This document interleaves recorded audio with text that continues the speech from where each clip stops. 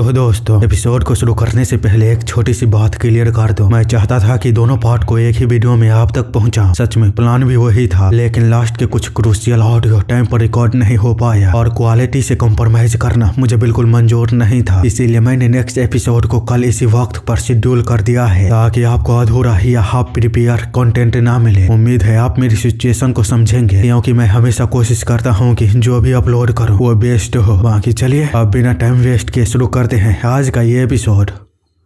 तो ये एपिसोड वहीं से शुरू होती है जहां पर कि लास्ट एपिसोड खत्म हुई थी। जोंग अपने टोकन को दिखाकर अपने साथ वाले बंदे को बाहर ही वेट करने के लिए कहकर वो पॉइजन किंग से मिलने के लिए चला गया होता है, जहां पर कि उसे इतनी आसानी से वहां पर देख सारे ही लोग हैरान थे। सोयोन पूछती है तुम अंदर आए कैसे, हमारे लिए भी यहाँ पर आना आसान नहीं था। जिसका कि जवाब जोंग कुछ भी दे पाता। तभी उसके पास सेकंड आकर बोलता है मेरे सबऑर्डिनेट को क्या तुम कम समझ रही हो, तुम्हें कम से कम उनसे इतना तो उम्मीद करना ही चाहिए। जिस पर कि सोयोन अपने गुस्से को दबाते हुए बोलती है तुम दोनों काफी करीब लगते हो। सेकंड बताता है हाँ, क्योंकि हम पक्के दोस्त हैं। साथ ही वो उसे चिढ़ा रहा होता है अब तुम क्या करोगे। उसकी ऐसी हरकतों को देख सोयोन का गुस्से का बांध टूट जाता है और वो बोलती है तो ऐसी बात है, ठीक है फिर जोंग मुझे बताओ कि मैंने जो टोकन तुम्हें दिया था क्या वो अभी भी तुम्हारे पास है। टोकन वाली बात को सुन सेकंड बेहद ही ज्यादा शौक हुआ था और तुरंत ही अपनी टोकन को चेक करने लगता है। इसको देखता हुआ उसके साथ वाली लड़की उससे बोलती है माय लॉर्ड प्लीज यहाँ पर कोई भी हंगामा मत करिए। हालांकि वे लोग फिर भी नहीं सुनते और आपस में लड़ रहे होते हैं, जिसको कि दरवाजे के पीछे से टोड पॉइजन किंग का बेटा और उसकी वाइफ दोनों ही देख रहे थे। बाद में बैक कहता है मदर हमें क्या करना चाहिए, जिसका कि जवाब वो बुढ़िया कुछ भी ना देते हुए अपने मन में कहती है सारी प्रॉब्लम की जड़ वो बच्चा है। हालांकि हम टॉप ट्रेनी के टोकन के साथ की गई रिक्वेस्ट को मना नहीं कर सकते और न ही हम केवल उसी बच्चे को अंदर आने दे सकते हैं। अगर हम ऐसा करते हैं तो बाकी के दोनों नाराज हो जाएंगे। यही सारी बातों को सोचता हुआ वो अपने बेटे से कहती है हमारे पास कोई भी रास्ता नहीं। इसी के साथ वो दरवाजे को खोल सारे लोगों के सामने आते हुए कहती है तो तुम सभी मेरे पति से मिल सकते हो। उसे परमिशन देता हुआ देख बैक बेहद ही ज्यादा हैरानी में उसे देख ही रहा था। अभी वो बुढ़िया वहां से जाने लगती है, जिसको देखता हुआ बैक बोलता है लेकिन मदर। तो वो बुढ़िया बताती है इस रफ्तार से उनका उससे मिलना ही सबसे आसान रास्ता है, इसीलिए उनका ध्यान रखना, क्योंकि तुम जानते हो तुम्हारे father one of the best है पॉइजन आर्ट में। बैक जो कि सुनता हुआ शौक होने के अलावा और कुछ भी नहीं बोलता। थोड़े समय बाद हम देखते हैं कि वे अपने साथ तीनों ही बंदों को बैक शाह के रेसिडेंट बिल्डिंग में लेकर आ चुके थे और सीधे उन्हें अपने फादर से मिलाने के बजाय पहले वो जाता है अपने फादर की परमिशन लेने के लिए और आकर उन्हें बताता है वे तुम तीनों से मिलने के लिए राजी हो चुके हैं, लेकिन एक कंडीशन है। जो सुनता हुआ वे तुम सोच ही रहे थे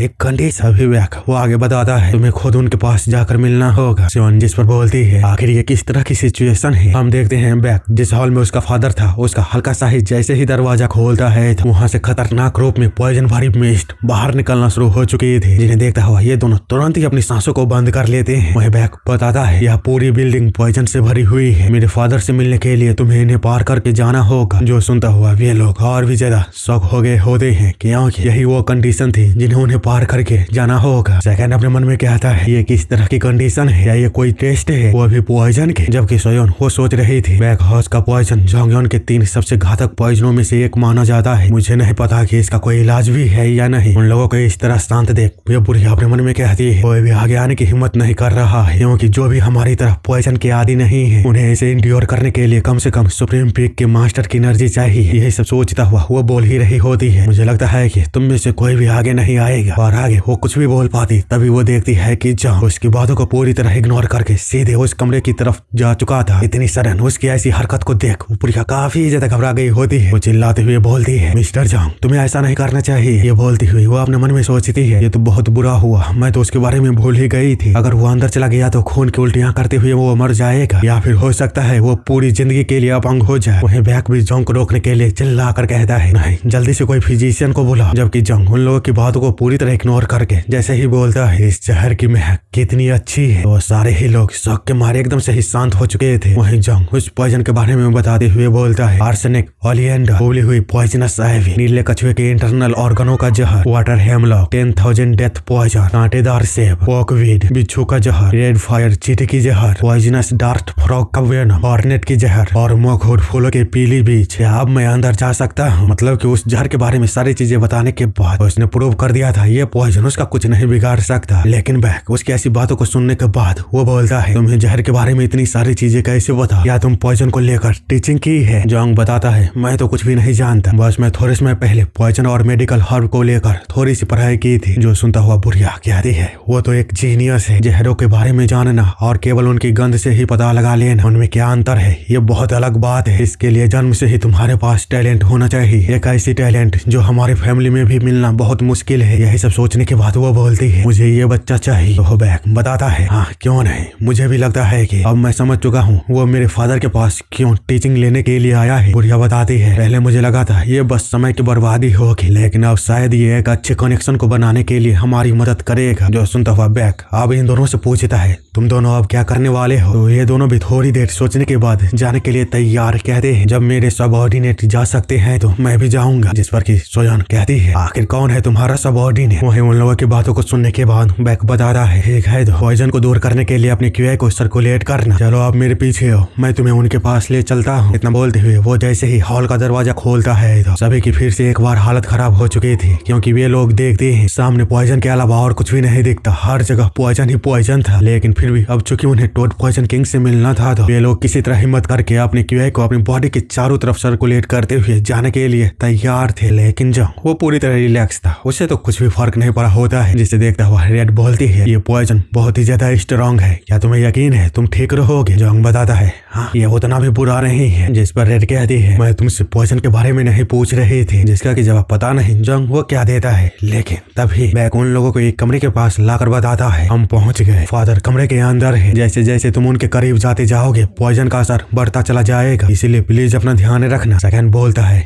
क्या इससे भी अधिक? बैक बताता है हमारे हाउस का अल्टीमेट पॉइजन सूत्रा ऑफ डीमन डिस्ट्रक्शन आसपास की चीजों को पिघलाने के लिए पर्याप्त ऊर्जा का उत्पन्न करता है, इसीलिए ट्रेनिंग रूम को बनाने के लिए हम एक स्पेशल प्रकार के पत्थर का उपयोग करते हैं। जो सुनता हुआ ये लोग अपने मन में कहते हैं आखिर मुझे समझ आ रहा है कि मास्टर ने क्यों कहा था 5 किंगों में टोड पॉइजन किंग का पॉइजन सबसे खतरनाक है। यह मार्शल आर्ट इतनी पावरफुल है कि थोड़े ही समय में सैकड़ों मार्शल आर्टिस्टों की जाने ले सकती है। इतने में ही हम देखते हैं कि बैक उन लोगों को सारी चीजें समझाने के बाद अपने फादर से कहता है बैटरी आज तीनों यहाँ पर आ चुके हैं। जो सुन अंदर से आवाज आती है यह वे 3 है, ये तो बहुत ही अनएक्सपेक्टेड था। उस आवाज को सुनता हुआ सेकंड अपने मन में कहता है उसकी आवाज टोरोक्यूआई से भरी हुई है, वो सचमुच में 5 किंगों में से सबसे शक्तिशाली है। ये सब सोचता हुआ वो आगे बढ़ बोलता है टोड पॉइजन किंग मैं सेकंड डिसेबल हूँ न्योंग, मैं यहाँ पर आपके सपोर्ट को लेने के लिए आया हूँ। जो सुनता हुआ अंदर से फिर से आवाज आती है मुझे तुम्हारी ईमानदारी पसंद आई, लेकिन तुम्हारे बगल में जो खड़ी है तुम भी इसी कारण से यहाँ आई हो, मैंने सही कहा ना? जॉन बताती है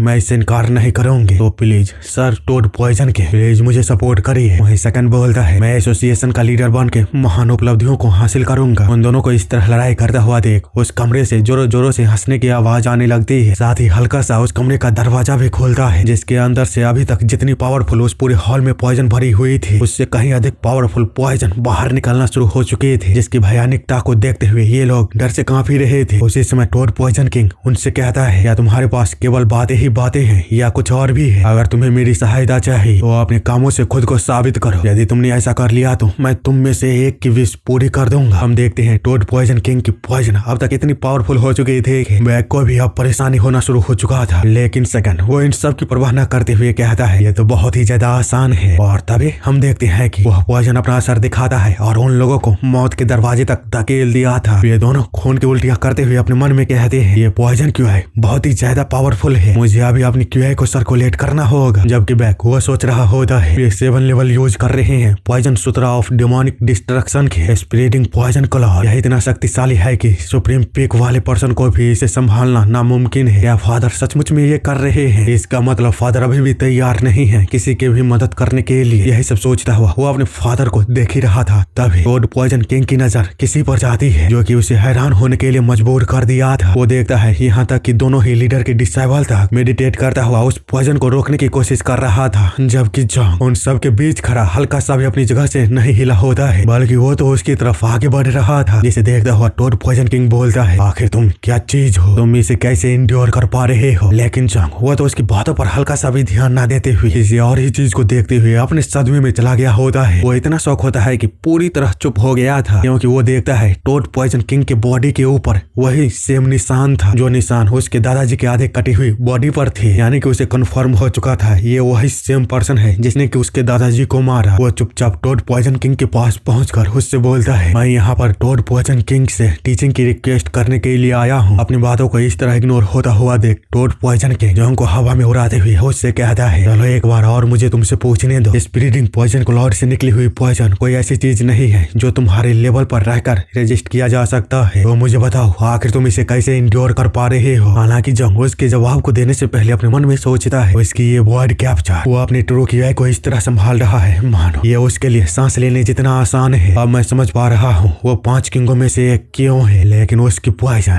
ये कुछ भी नहीं है। इसी के साथ वो उसके सवालों का ना जवाब देकर उसके पॉइजन का मजाक उड़ाते हुए बोलता है, आप इसे मजबूत मानते हो। जो सुन बैग तो हैरान हुआ ही था, साथ ही टोड पॉइजन किंग भी शौक होते हुए अपने मन में कहता है, ये छोटा कमीना कहीं का। लेकिन वो गुस्सा नहीं होता बल्कि हंसते हुए उसे अपने पास बुलाता हुआ कहता है, तो तुम्हें ये जानलेवा नहीं लगता ये कितना बड़ा मजाक है। हम देखते हैं उसके बस उंगली हिलाने मात्र से ही जंग बेहद ही ज्यादा स्पीड के साथ उसके पास खींचा चला गया होता है और उस कमरे का दरवाजा बैग के मुंह पर ही बंद हो चुका था। वो बाहर खड़ा कुछ भी नहीं कर पाता। वहीं कमरे के अंदर टोड पॉइजन किंग अपने हमले को करते हुए बोलता है, अगर तुम्हें पहले वाला पावरफुल नहीं लगा तो इसे सहन करने की कोशिश कर। हम देख पाते हैं वो अपनी palm technique of demon destruction का इस्तेमाल किया था जो कि डायरेक्ट जंग के सीने पर हिट होती है। वो कहता है ये पॉइजन तुम्हारे इंटरनल ऑर्गन तक हिट करेगी। अभी जंग उसे रोकते हुए बोलता है, आखिर मुझे कब तक इसे सहन करना होगा। जो सुनता हुआ टोड पॉइजन किंग जब अपने हाथों की तरफ देखता है तो उसका ये जहर भी जंग पर काम नहीं कर रहा होता है। वो बताता है, मैं ऐसा ही हूँ, मेरी बातों पर ध्यान मत दिया करो। अगर आपने अपनी ट्रू की का इस्तेमाल किया होता तो मैं मर जाता। टोड पॉइजन किंग बताता है, बात ये नहीं है, प्रॉब्लम यह है कि जहर तुम पर काम नहीं करता। आखिर किस तरह की तुम्हारी ये बॉडी है जो पॉइजन को इस तरह रेजिस्ट कर सकती है। तो जंग अपने हाथों पर एक छोटा सा कट लगाकर अपने ब्लड को उसे देता है। टोड पॉइजन किंग पूछता है, अभी ये क्या है। जंग बताता है,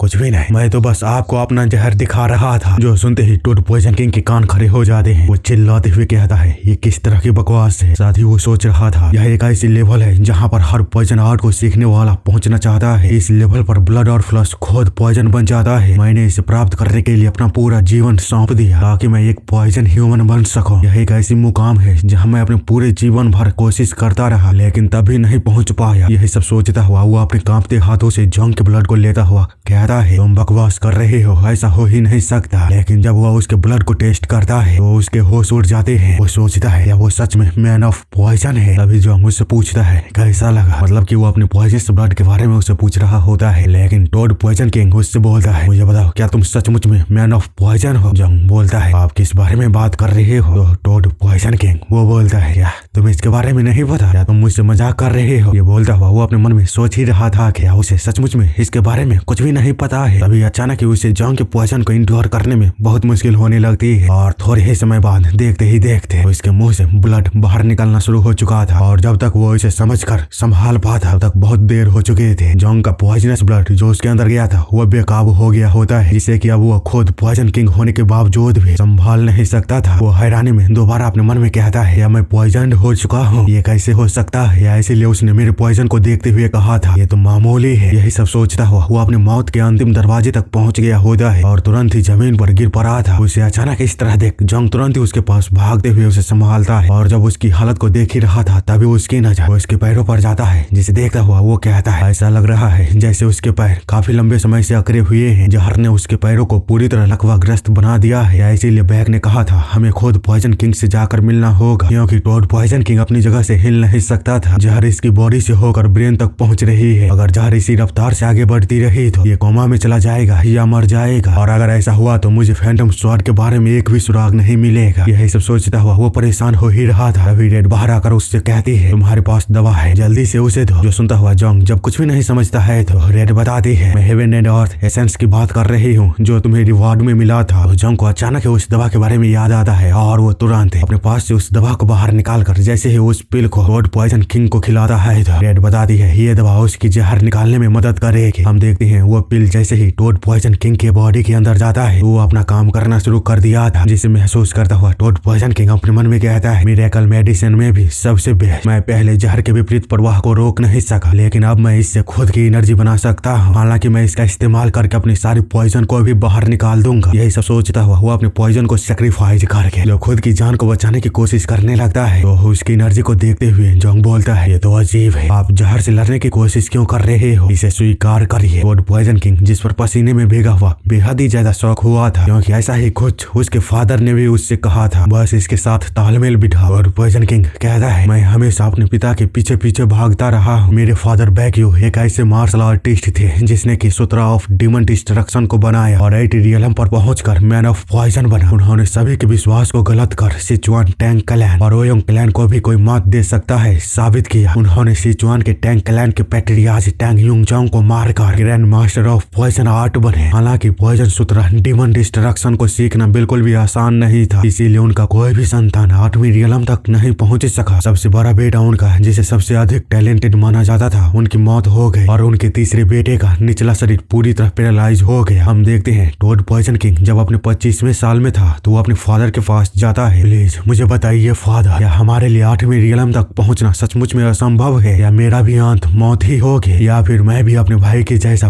पैरालाइज हो जाऊंगा, प्लीज मुझे बताइए। जो सुनता हुआ उसका फादर बताता है पॉइजन सूत्रा ऑफ डिमन डिस्ट्रक्शन है, मैन ऑफ पॉइजन है, इससे तालमेल बिठा। जिस पर टोड पॉइजन किंग वो भड़कते हुए बोलता है आप हमेशा ही मुझसे यही कहते हो कि मुझे इसके अनुसार ढलना होगा, यहाँ तक कि पॉइजन आर्ट सीखने के बाद अब तो मुझे ठीक से नींद भी नहीं आती। जिस क्षण भी इस पॉइजन को मैं रेजिस्ट करने में असफल हुआ उसी पल या तो मैं मर जाऊंगा या क्रिपल हो जाऊंगा, इसीलिए प्लीज मुझे बताइए। हर बार ये बोलने के बजाय कि तालमेल बिठा, आखिर मुझे 8वीं रियलम तक पहुंचने के लिए क्या करना होगा। उसकी ऐसी फ्रस्ट्रेशन को देखते हुए उसके फादर बताते हैं जब समय आएगा तो तुम्हें खुद पता चल जाएगा। जो सुनता हुआ टोड पॉइजन किंग और भी ज्यादा भड़क गया होता है, लेकिन प्रेजेंट में टोड पॉइजन किंग अपने फादर के साथ की गई बातों को याद करते हुए अपने मन के अंदर सोच रहा होता है या यही उनका मतलब था। मैं कब से अपने पैरों के पूरी तरह पैरालाइज होने का इंतजार कर रहा था, यहाँ तक कि मैं एक ऐसे लेवल पर भी पहुंच गया जहाँ पर मेरे लिए रोकिवा को संभालना सांस लेने जितना आसान हो गया, लेकिन फिर भी मैं 8वीं रियलम तक नहीं पहुंच सका। मुझे आखिरकार क्या करना चाहिए। तभी उसके बगल में उसके फादर के फिगर अपीयर होता है, जिसे देखता हुआ वो हैरान हो ही रहा होता है। उसी समय उसकी दूसरी तरफ से आवाज आती है आप जहर से लड़ क्यों रहे हो, इसे स्वीकार करिए। अपनी दूसरी तरफ जोंग को देख वो और भी ज्यादा हैरान हो ही रहा था। तभी उसके फादर कहते हैं बच्चे तुमने बहुत लंबा समय इंतजार किया, अब समय आ गया है इसके साथ तालमेल को बैठा। टोड पॉइजन किंग जो कि कंफ्यूजन में था वो क्या करे, वो जोंग और अपने फादर के एक ही बात को सुन पूरी तरह क्लियर हो जाता है और तुरंत ही अपनी आंखें रियलिटी में खोलता है, जहाँ पर कि वो जोंग को देखते हुए सोचता है अब मुझे सारी चीजें समझ आ गई है। जब भी मेरे फादर कहा करते थे कि बस तालमेल बिठा लो, मैं उनकी बातों को अनसुना कर देता था, लेकिन इस बच्चे ने मुझे यह बात एक बार में ही समझा दी। मेरा शरीर तो बहुत पहले ही इसके लिए तैयार हो गया था, जो इसे रोके रखा था वो मैं खुद था। हम देखते हैं वो जैसे ही पॉइजन के साथ तालमेल बिठाना शुरू किया था वैसे ही उसके शरीर से एक रोशनी बाहर निकलना शुरू हो चुके थे, जो समय के साथ बढ़ती जा रही होती है। जोंग भी जिसे देख चौंक चुका था। वो रेड बताती है यह बूढ़ा नस्वर बहुत ही ज्यादा भाग्यशाली है, उसकी बॉडी बदल कर नई इनलाइटमेंट को स्वीकार कर रही है। वो कब का नई इनलाइटमेंट को हासिल कर लेता, लेकिन उसने खुद इसे रोके रखा था। वो अभी मेटामॉर्फोसिस से गुजर रहा है और दीवार को पार करके इवोल्यूशनरी रियलम पर पहुंचकर मैन ऑफ पॉइजन बन रहा है। हम देखते हैं थोड़े समय बाद जैसे ही टोड पॉइजन किंग के अंदर से लाइट निकलना बंद होता है तो पॉइजनस क्लाउड से बाहर निकलती है एक नई अस्तित्व, जो कि टोड पॉइजन किंग का नया रूप था, उसका जवान शरीर। जोंग उसे देखते हुए बोलता है बधाई हो, आप जो चाहते थे उसे हासिल कर लिया। जो सुनता हुआ टोड पॉइजन किंग जब पीछे मुड़ जोंग की तरफ देखता है तो जोंग उसके खुले शरीर को देखता हुआ अपने कपड़े को उतारता हुआ उससे कहता है मुझे डर था कि मेरा खून पीने से आप बेहोश हो जाओगे, मैंने कभी उम्मीद नहीं की थी कि आप इस तरह काया पलट से गुजरोगे। जिस पर टोड पॉइजन किंग बताता है वो तुम्हारी बातों ने मेरे दिल को छू लिया। तो जोंग बोलता है क्या सच में, वैसे आप काफी जवान दिख रहे हो। टोड पॉइजन किंग बताता है तुमने सही कहा, अब जबकि मैं इसके बारे में सोचता हूँ तो 8वीं रियलम के सभी मार्शल मास्टर यंग ही दिखते थे, हालांकि मेरी बस इतनी इच्छा थी कि मैं चल सकूं। तो जोंग कहता है खैर अब जब आपको अपनी मनचाही चीज मिल गई है तो मेरा दिया हुआ ऑफर अब कोई मायने नहीं रखता, वैसे भी आपने इसे खुद के दम पर हासिल किया है। जिस पर टोड पॉइजन किंग कहता है तुम मुझे बहुत ही अनग्रेटफुल व्यक्ति के रूप में देख रहे हो, मैं लगभग अपनी बची हुई जिंदगी को अपंग के रूप में बिताने वाला था, तुमने जो मेरे लिए किया है है, मैं उसे कैसे भूल सकता हूँ। शुक्रिया, मैं सचमुच में तुम्हें शुक्रिया कह रहा हूँ। जोंग वो बोलता है, मुझे खुशी हुई कि आपने ऐसा कहा। जोंग को ऐसे बात करता हुआ देख टोड पॉइजन किंग कहता है, तुम ऐसी बातें क्यों कर रहे हो जिसका कोई मतलब नहीं है, इसीलिए चलो मैं यह खुद कह देता हूँ, तुम तो बड़े ही घमंडी कमीने हो। जोंग जिस पर हंसने लगा था तो वो बोलता है, हाँ मैं ये कहूँगा तुम मेरे सेवियर हो। जिस पर जोंग बोलता है, अगर ऐसी बात है तो क्या आप मेरी एक मदद करोगे। टोड पॉइजन किंग बोलता है, हाँ क्यों नहीं, जो कुछ भी तुम जानना चाहते हो मैं बताऊंगा। मार्शल आर्ट,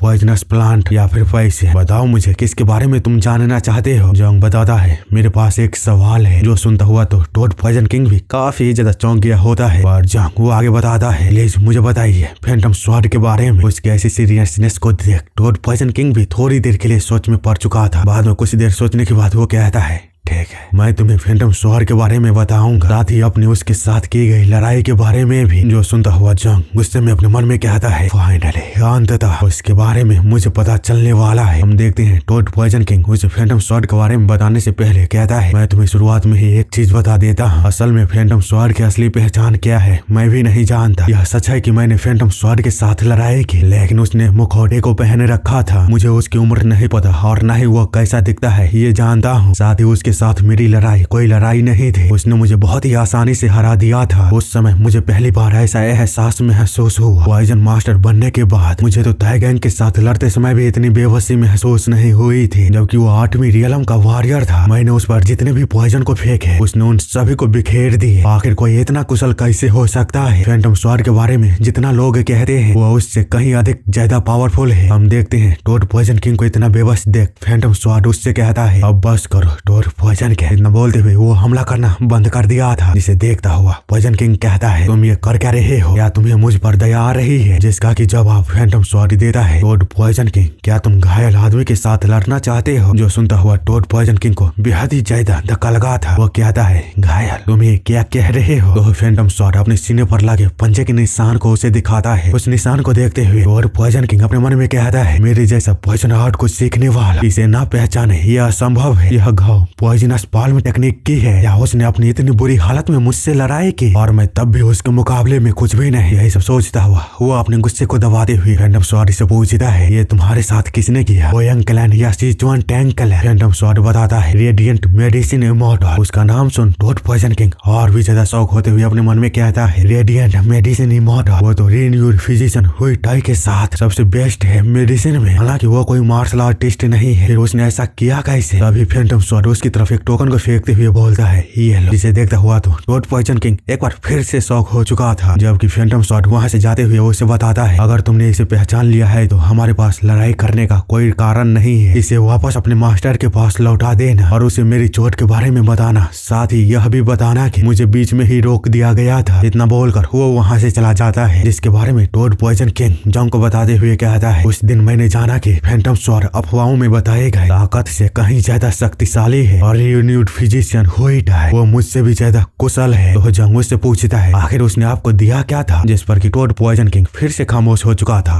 और थोड़ी देर सोचने के बाद जोंग से कहता है, यह बात किसी को भी मत बताना। वह चीज एसोसिएशन लीडर का टोकन था, यानी कि वो जिसके पास है वही लीडर है। जोंग उसकी बातों को सुन कहता है, आपका मतलब फैंटम स्वॉर्ड एसोसिएशन लीडर का बॉडीगार्ड है। टोड पॉइजन किंग बताता है, मैं नहीं जानता, क्योंकि जब मैं उस टोकन को लेकर एसोसिएशन लीडर के पास पहुंचा तो उसने बस इतना कहा, इसके बारे में दोबारा बात मत करना। जोंग जो सुनता हुआ बोलता है, इसका मतलब फैंटम स्वॉर्ड के बारे में जो इकलौता पर्सन जानता है वो है एसोसिएशन का लीडर। टोड पॉइजन किंग बोलता है, तुमने सही कहा। जिस पर जोंग अपने मन में कहता है, फैंटम स्वॉर्ड एसोसिएशन लीडर का टोकन 6, 7 और 8 स्टार के 6 हेवनों में से एक, जिसके बारे में कहा जाता है केवल उसने अपनी मार्शल पावर के दम पर स्वर्ग का सफर तय किया। वो एसोसिएशन का लीडर ही था, मुझे उससे मिलना ही होगा। यही सब सोचता हुआ वो सारी पहेलियों को सुलझाने की कोशिश करता हुआ टोड पॉइजन किंग से बोलता है, धन्यवाद, तो अब मैं चलता हूँ। टोड पॉइजन किंग जिस पर हैरानी में कहता है, क्या तुम जा रहे हो। आखिर मुझे टीचिंग लेने के बारे में तुम्हारे ख्याल के बारे में क्या हुआ। जो सुनता हुआ जोंग जब उस बारे में सोचने लगता है तो उसके चेहरे को देखता हुआ टोड पॉइजन किंग वो जोरों जोरों से हंसते हुए कहता है, तो ऐसी बात है, तुम मुझसे सीखने के इरादे से यहाँ पर कभी आए ही नहीं थे। ये तो काफी ही ज्यादा इंटरेस्टिंग है। जिस पर जोंग अपने मन में सोचते हुए उसने मुझे पकड़ लिया, कहता है मैं इसके लिए माफी चाहता हूँ। तो टोड पॉइजन किंग बोलता है, ठीक है, लेकिन मैं अपने कर्ज को चुकाए बिना नहीं रह सकता, मैं तुम्हें कुछ अच्छा सिखाऊंगा। जोंग पूछता है, कुछ अच्छा। तो वो बताता है, बस इंतजार करो। वहीं दूसरी तरफ कमरे के बाहर हम देख पाते हैं सेकंड अभी भी स्ट्रगल कर रहा था टोड पॉइजन किंग के पॉइजन को इंड्योर करने में, लेकिन सोयान ने उस पॉइजन को पूरी तरह इंड्योर कर लिया था, जिसे कि पीछे से देखता हुआ सेकंड काफी ही ज्यादा गुस्से में था। वह सोचता है यह कुतिया तो सचमुच में राक्षस है, उसने मुझसे कितनी जल्दी इस पॉइजन को बचा लिया। जैसे जैसे समय बीतता जा रहा है हमारे बीच की दूरी भी कम होती जाती है, और जब तक ये दूरी पूरी तरह खत्म हो पाती उससे पहले ही ये कुतिया और भी ज्यादा ताकतवर बन जाती है। यही सब सोचता हुआ वो फाइनली उस पॉइजन को पचाने में कामयाब हो जाता है। हालांकि तभी उनकी नजर किसी पर जाती है और वे दोनों ही खुश हो चुके थे। सोयोन कहती है तो तुम वापस आ गए, चलो बात करते हैं। हम देखते हैं उनके सामने से कोई और नहीं बल्कि जोंग बाहर निकला होता है, जिसके अपने पास आने का वे लोग इंतजार कर ही रहे थे। उसी समय उसके पीछे से एक आवाज आती है, तुम वहाँ पर रुक क्यों गए, आखिर तुम वहाँ कर क्या रहे हो। हम देखते हैं टोड पॉइजन किंग ये बोलता हुआ जैसे ही उन लोगों के सामने आता है तो उसे देख सारे ही लोग चौंक चुके थे। बैक बोलता है ब्रदर, और बाद में जब उसे समझ आता है तो वो खुश होते हुए बोलता है नहीं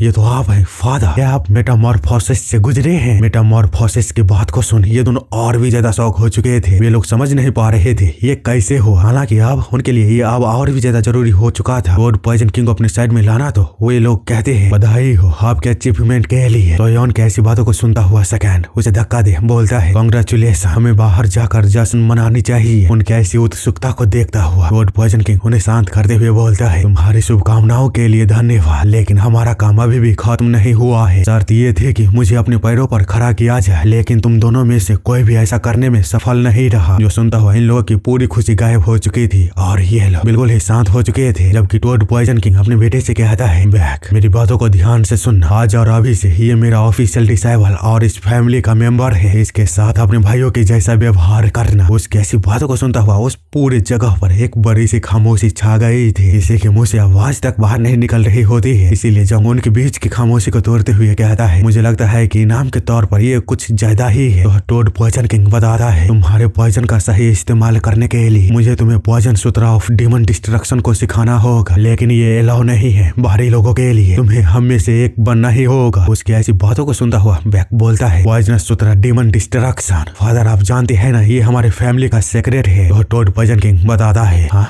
इसीलिए तो मैं उसे हम में से एक बना रहा हूँ। जिस पर जोंग बोलता है लेकिन मेरे पास ऑलरेडी एक मास्टर है। तो टोड पॉइजन किंग उसे बताता है हाँ तो क्या हो गया, दो मास्टरों को रखना कोई मना थोड़ी ना है, तुम चिंता मत करो मैं उस डार्क सेक्ट के लीडर से बात कर लूंगा। जो सुनता हुआ जोंग अपने मन में कहता है ऐसा नहीं लगता है कि वो पीछे हटने वाला है, चलो छोड़ो इससे ज्यादा फर्क भी नहीं पड़ेगा। यही सब सोचता हुआ अचानक ही उसका ध्यान अपने बगल में खड़े सेकंड और सियोन की तरफ जाता है, जो कि उसे बेहद ही ज्यादा खतरनाक रूप से घूर रहे होते हैं। जिन्हें देखता हुआ जोंग अपने मन में कहता है ओह तो ऐसी बात है क्या, इसीलिए उसने सभी को बताया कि वो मुझे अपना डिसेबल बना रहा है। अगर एक बार मैं डार्क सेक्ट के लीडर और टोड पॉइजन किंग दोनों का ही डिसेबल बन जाऊंगा तो मुझे यकीन है इससे मैं उनका एक बहुत शक्तिशाली राइवल बन जाऊंगा, जिसके फलस्वरूप जो ध्यान उस पर होना चाहिए था अब वो पूरी तरह से मुझ पर आ जाएगा। अपने कर्ज को चुकाने के बजाय वो मुझ पर बोझ डाल रहा है, सचमुच में उसने मुझे पकड़ लिया।